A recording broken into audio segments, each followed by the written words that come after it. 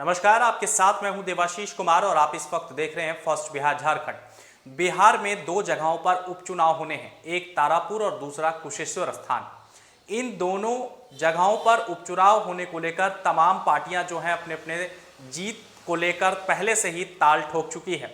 लेकिन इस वक्त जिस खबर की चर्चा हम करने जा रहे हैं वो चिराग पासवान से जुड़ी है। दरअसल लोक जनशक्ति पार्टी चिराग गुट के राष्ट्रीय अध्यक्ष चिराग पासवान ने आज बड़ा ऐलान कर दिया है। हम आपको बता दें कि बिहार में 2 सीटों पर जहां उपचुनाव होने हैं, चिराग पासवान ने साफ कह दिया है कि वो अपने प्रत्याशी यानी कि लोक जनशक्ति पार्टी के प्रत्याशी को चुनावी मैदान में उतारेंगे और हाथ आजमाएंगे। जी हां, बड़ा ऐलान कर दिया है चिराग पासवान। उन्होंने साफ ये भी कहा है कि यह चुनाव जो है हम किसी के साथ नहीं बल्कि अकेले लड़ेंगे। जिसके बाद अब एक बार फिर से बिहार की राजनीति जो है वो चिराग पासवान के ऊपर केंद्रित हो गई है। इस पूरी खबर को हम आपके सामने चलिए विस्तार पूर्वक रख देते हैं और क्या है खबर ये हम आपको बताते हैं। दरअसल लोक जनशक्ति पार्टी के राष्ट्रीय अध्यक्ष चिराग पासवान ने बड़ा ऐलान कर दिया है। उन्होंने बिहार विधानसभा की 2 सीटों पर होने वाले उपचुनाव में अपनी पार्टी की तरफ से उम्मीदवार उतारने का फैसला कर लिया है। चिराग ने कहा है कि विधानसभा की 2 सीटों पर यानी कि तारापुर और कुशेश्वर स्थान पर होने वाले उपचुनाव में लोजपा भी हाथ आजमाएगी। जी हां, चिराग ने कहा है कि प्रत्याशियों के चयन के लिए काम जो है वो किया जा रहा है। पार्टी और संगठन के लोग इलेक्शन लड़ने के लिए समीक्षा बैठक भी कर रहे हैं।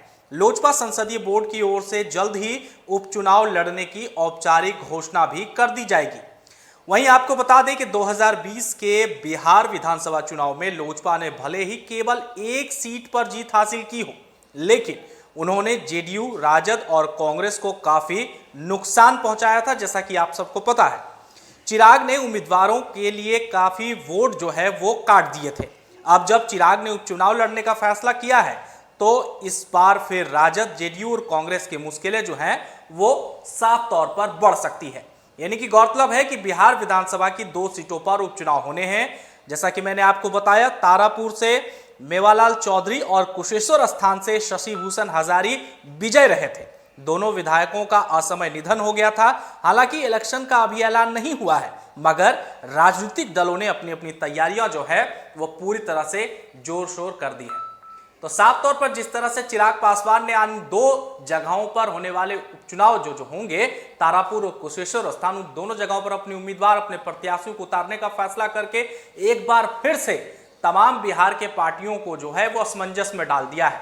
जैसा कि मैंने आपको बताया कि इससे पहले जो बिहार में विधानसभा चुनाव हुए थे उसमें भी चिराग पासवान ने कई पार्टियों के वोट जो है वो काट लिए थे और वोट कटवा नाम से फेमस भी हुए थे। बावजूद इसके अब इन 2 विधानसभा चुनाव में देखना है कि चिराग आखिर क्या चिराग कर पाते हैं। कि आने वाले समय में बिहार में उपचुनाव भी होने हैं, उसको लेकर पार्टी का ध्यान केंद्रित है कि उन दोनों सीटों पर, तारापुर की और कुशेश्वर स्थान की सीटों पर पार्टी की क्या रणनीति रहेगी, प्रत्याशियों का चयन की तैयारी चल रही है। बिल्कुल लोक जनशक्ति पार्टी चुनाव लड़ेगी, उन सीटों पर चुनाव लड़ेगी। बहुत जल्द मेरे भी कार्यक्रम अब वहाँ पे शुरू हो जाएंगे। पार्टी के संगठन के लोग वहाँ पर ऑलरेडी समीक्षा बैठक कर रहे हैं। बहुत जल्द संसदीय बोर्ड की तरफ से भी औपचारिक घोषणा की जाएगी, बिहार के संसदीय बोर्ड की तरफ से भी इसकी औपचारिक घोषणा की जाएगी। तो मेरी प्राथमिकताएं आज की तारीख में अलग है। मेरा ध्यान पूरी तरीके से मेरे संगठन पर केंद्रित है, पार्टी को और मजबूत करने पर केंद्रित है।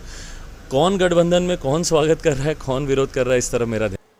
तो तमाम राजनीतिक मुद्दों की खबर को जानने के लिए आपको कहीं और जाने की जरूरत नहीं है। आप सिर्फ और सिर्फ बने रहिए फर्स्ट बिहार झारखंड के साथ। नमस्कार।